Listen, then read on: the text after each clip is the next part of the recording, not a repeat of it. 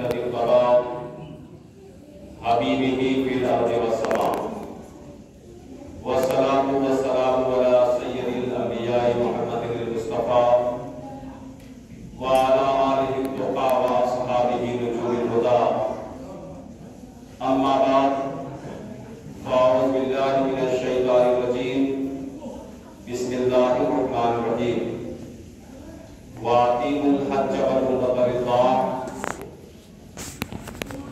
وأذن في الناس بالحج آمنت بالله صدق الله العظيم. معزز سامعین کرام، آئیے کچھ حرض و معروض سے قبل سب سے پہلے ہم اور آپ اپنے اور ساری کائنات کے مرکز عقیدہ حضور رحمت للعالمین شفیع المذنبین رسول گرامی وقار محبوب پروردگار آقائے کائنات صلی اللہ علیہ وسلم کی مقدس بارگاہ میں اپنے غلامی کا ثبوت پیش کرتے ہوئے والدہ نامزاد سے تو تشریف پڑھیں. اللہم صلی علی سیدنا مولانا محمد عدد ما فی باللہ صلاۃ دائمۃ بدوام ملک اللہ صلی اللہ علیہ وسلم. اللہ رب العزت کا بے پناہ شکر و احسان ہے کہ اس نے ہم تمام مسلمانوں کو امت محمدیہ میں پیدا فرما کر اللہ تعالیٰ کی نعمتوں سے سرفراز فرمایا. یہ جو بابرکت مہینہ ہمارے اور آپ کے مابین چل رہا ہے اور آخری عشرے میں قدم رکھ چکا ہے، جسے ذی القعدہ کے نام سے جانا جاتا ہے. آنے والا بابرکت مہینہ اسلامی سال کا آخری مہینہ ہوگا. اسی مہینے میں پوری دنیا سے لوگ کعبہ شریف کا طواف کرنے کے لیے تشریف لے جاتے ہیں، اور اللہ رب العزت فرماتا ہے کہ جو لوگ حج اور عمرہ کی طاقت رکھتے ہیں انہیں چاہیے کہ کریں. وَأَذِّن فِي النَّاسِ بِالْحَجِّ، جب حضرت ابراہیم علیہ السلام نے خانہ کعبہ کی تعمیر مکمل کر لی تو جبل ابو قبیس پر کھڑے ہو گئے اور اعلان کیا اذن فی الناس بالحج، اے لوگوں، ہم نے تو خانہ کعبہ کی تعمیر مکمل کر لی ہے، اب آپ لوگ اس کی طواف اور زیارت کے لیے تشریف لائیں. ایک روایت میں کہ جب حضرت ابراہیم علیہ السلام نے خانہ کعبہ کی تعمیر مکمل کر لی تو رب کی بارگاہ رب نے ارشاد فرمایا، ابراہیم اب اعلان کر دو کہ ہم نے خانہ کعبہ کی تعمیر مکمل کر لی ہے، اب لوگ ہمارے گھر کے طواف کے لیے تشریف لائیں. تو حضرت ابراہیم علیہ السلام نے رب کی بارگاہ میں عرض کیا، پروردگار، خانہ کعبہ کی تعمیر ہم نے مکمل کی،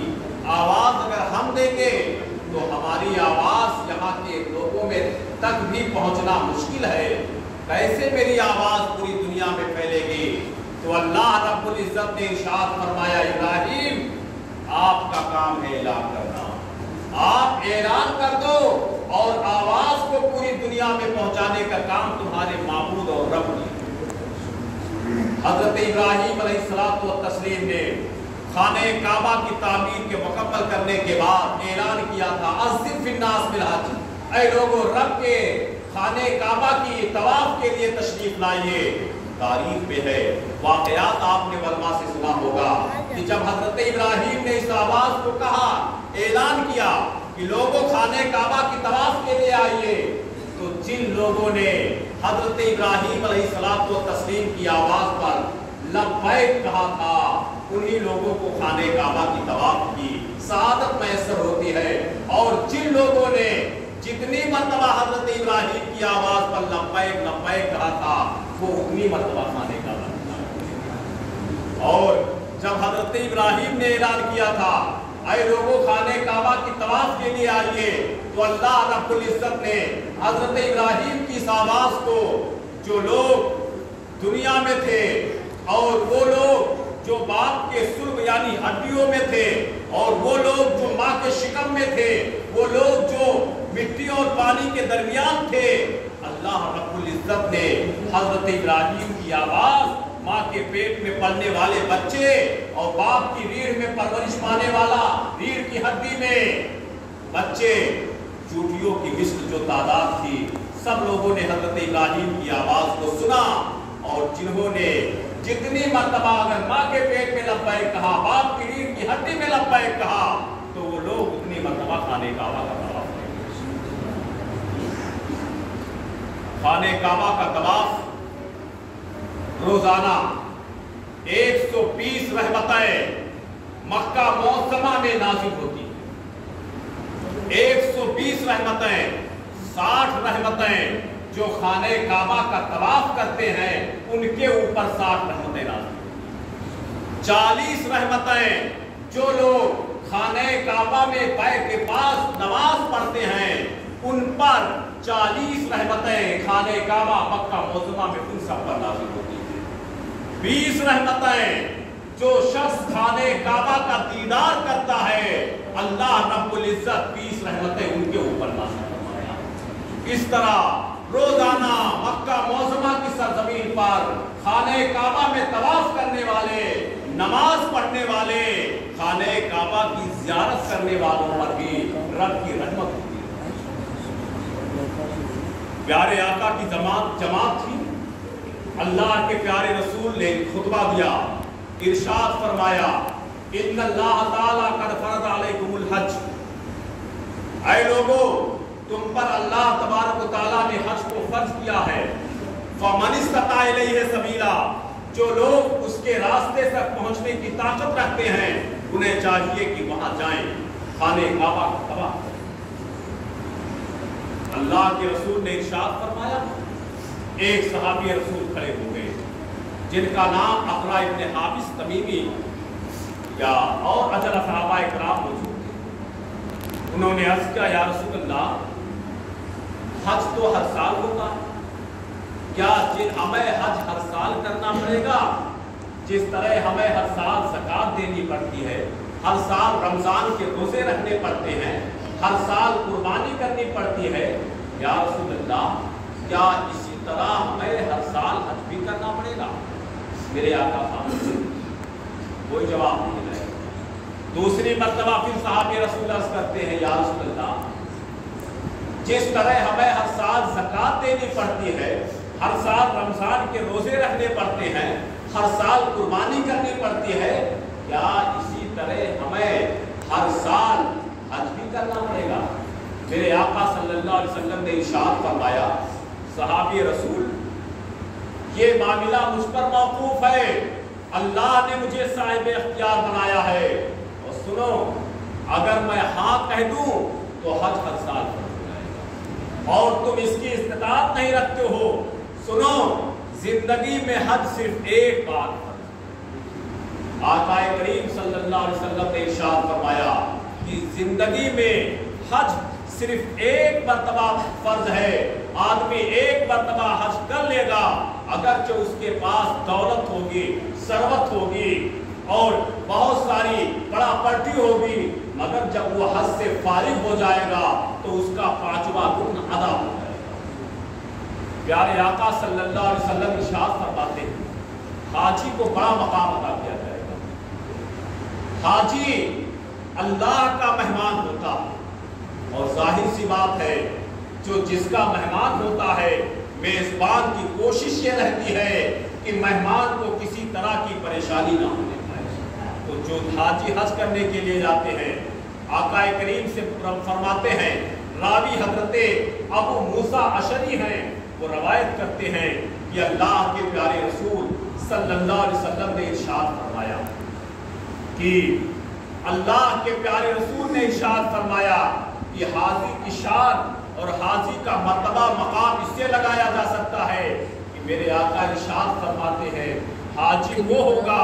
جو اپنے گھر والوں میں سے 400 افراد کی شفاعت کرے۔ حاجی کو قیامت کے دن اس بات کا مستہ سنایا جائے گا وہ حجاج کرام جن کا حج مقبول و مقبول ہو، ورنہ تو ہندوستان سے متعدد ہزاروں کی تعداد میں حجاج کرام جاتے ہیں، مگر عالم یہ رہتا ہے کہ حج مقبول کی جو 3 نشانیاں بتائی گئی ہیں شاید کہ ان میں سے ایک آدھ ہمارے ہندوستان کے حاجیوں میں سے الا ماشاءاللہ نظر آتا ہے۔ اللہ کرے سب کا حج مقبول ہو جائے۔ تو میرے آقا ارشاد فرماتے ہیں کہ حاجی وہ ہوگا جو اپنے گھر والوں کی میں سے 400 افراد کی شفاعت کرے گا، جس کی چاہے گا رب کی بارگاہ میں عرض کرے گا، پروردگار کی بارگاہ میں جب وہ حاجی حج کرے گا تو اللہ رب العزت اس حاجی کی سفارش کو قبول فرمائے گا اور اس کے خاندان والوں میں سے 400 افراد کی بخشش کرے گا۔ میرے آقا صلی اللہ علیہ وسلم ارشاد فرماتے ہیں جس طرح طالب علم جب گھر سے نکلتے ہیں علم حاصل کرنے کے لیے تو یہ اللہ کی راہ میں ہوتا ہے، اور اللہ کی راہ میں جب یہ ہوتے ہیں تو بلبل سدرہ حضرت جبریل امین جو بارگاہ رسالت میں وہی لے کر کے آتے تھے، وہ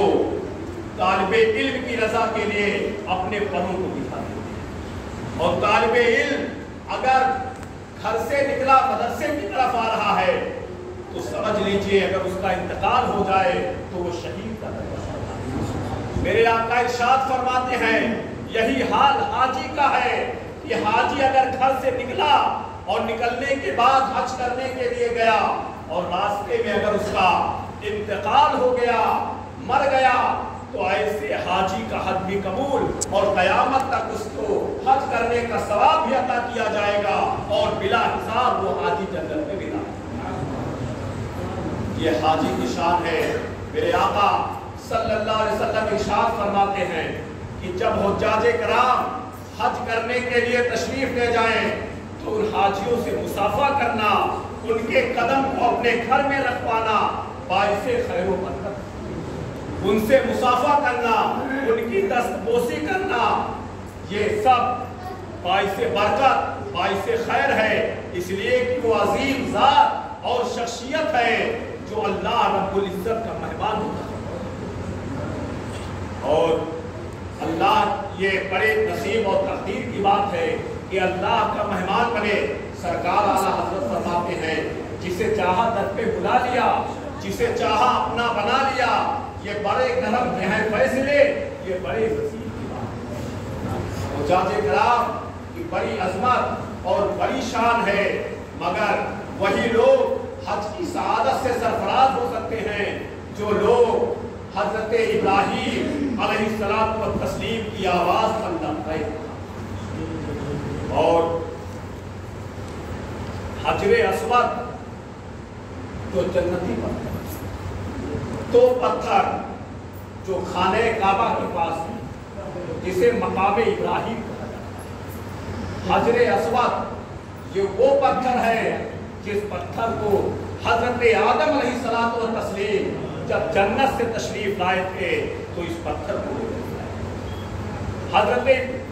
آدم حجر اسود کو لے کر کے آئے تھے اور حضرت ابراہیم علیہ السلام و تسلیم جب خانہ کعبہ کی تعمیر کر رہے تھے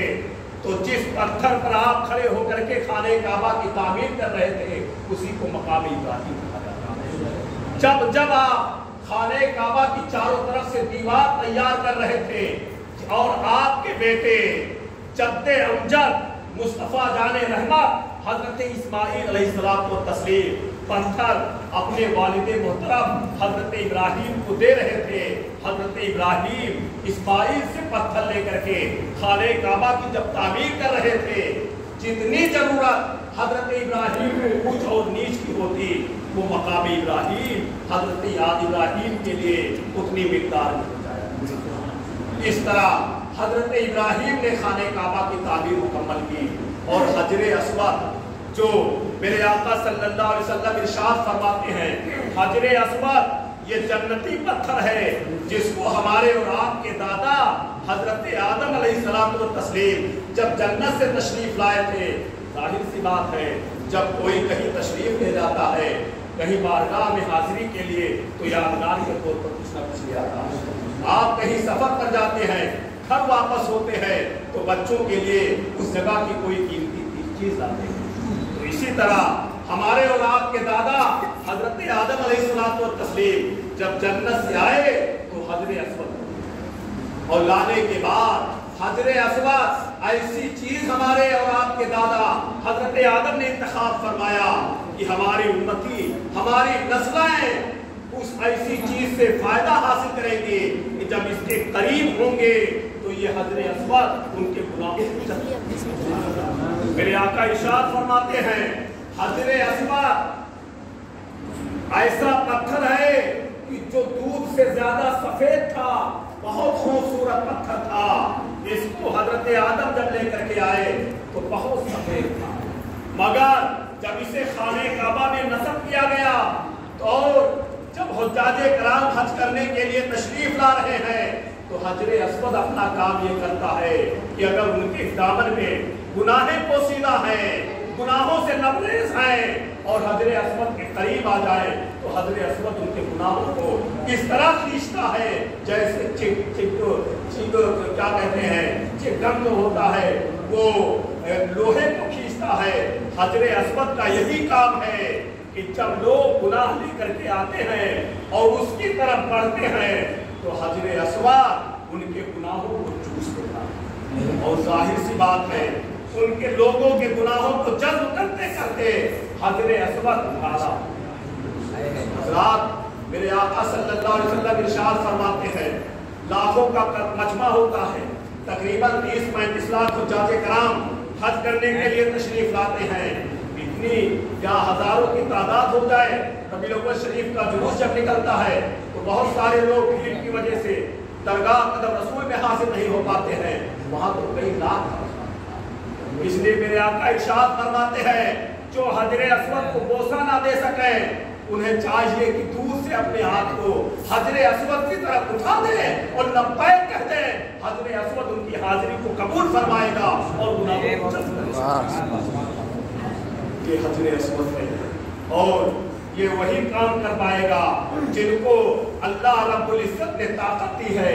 हज की। और हजरत इब्राहीम की आवाज पर जिन लोगों ने लब्बैक कहा है वही खाने काबा का तवाफ करेगा। मगर हज के लिए 3 चीजों का होना बहुत जरूरी है। अगर 3 चीजों में से एक चीज भी आपके पास नहीं है तो इल्ला माशाअल्लाह आप हज को मुकम्मल नहीं कर। सबसे पहले आपके पास इल्म होना चाहिए, जानकारी होनी चाहिए कि हज के अरकान को कैसे अदा किया जाए।